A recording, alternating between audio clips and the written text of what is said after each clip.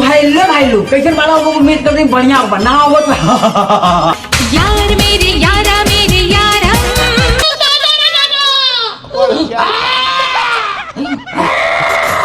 लेकिन भैया एक्सप्रेशन है गई भाई मारी लाटका दे के झटका दिन निकाल ले गई। लोग बदल जाए समय बदल जाए लेकिन आजकल का लवंडियन का मुजरा ना तू भी जिया जिया जवानी तू खुश गई। हमें ना हुआ हम चाह के लवंडिया बाजी चालू हो लुट गई सारी कंट्री आता नहीं अगवा सुनो था केहू नाही बोली रे दादा तो नहीं अपनी आपके 30 मार खा समझा लेकिन ना एक्सप्रेशन हर जवानी रानी गरादा भैया लोग बदल जाए समय बदल जाए लेकिन करा जज्बा का ना बदले इन्हें का इन्हें तुक्का लगावती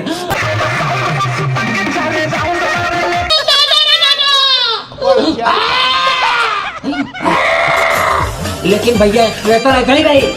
सटा तो बंद होई मारा दाबा। दुनिया चल जाए तेजी में लेकिन भैया रहने के love love love love love की भैया अब तुम लोग काटल की पकड़ती बोलेगा का लेकिन नहीं मैं चाहता हूँ एक्सप्रेशन दिखा जाए करे जा अरे तोरी का हो नाच करू बतावा तो ने करे का चाहतो रे तोरे चोलिया में बोली डागम रे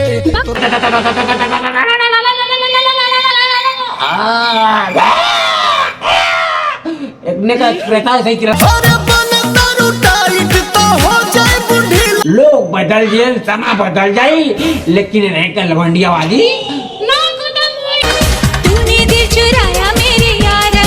पागल तो ने नाच दरबा तो ने चाले एक्सप्रेशन चालू अरे तो का हो ये चमेला का माई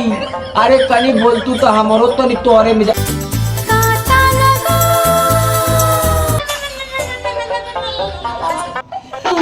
भैया इन्हें क्या करे चाहती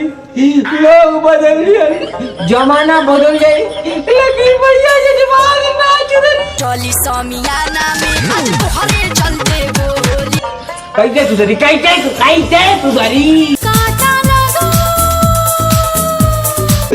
लेकिन भैया भोजपुरी में जब लवंडिया कचरी गाना बाजी में वीडियो फेल पर खोट हो या दिला बबुआ ने सही डालो अरे तेरी बहन के आगर पागल आधा पादा नून तो बाधा बाबा जी का घोड़ा पाए पर सारे ग्रुप हाय रंगा बाजई हमारे जा तारू तो जा दादा आधा पादा नून तो बाधा बाबा जी का घोड़ा पाले पदलवा साले ग्रुप भोजपुरिया में काम चलत रहा अरे वीडियो ना देखला का हमर करिया में हरिया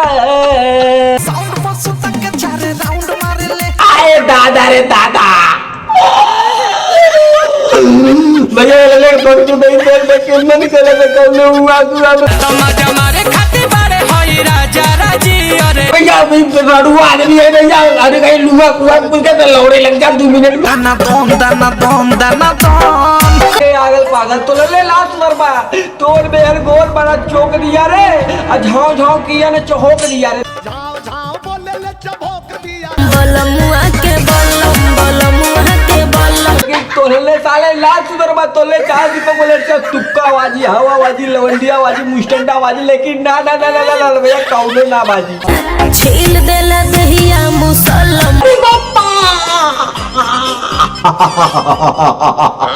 लेकिन भैया ये बकचोदाई ना बकचोदाई ना चोलिया में बोली डागम रे पूरा देश बदल जाए जनसंख्या बढ़ के लौड़ा लग जाए लेकिन जैसे के लौटने क्या करते हैं तुक्काबाजी करते हैं माई के दामाद लगम रे तोर कुछ हवाबाजी चले बूंद के तरसाता लेकिन नहीं मैं चाहता हूँ भोजपुरी में कुछ हवाबाजी चले इश्क दी गली विच नो एंट्री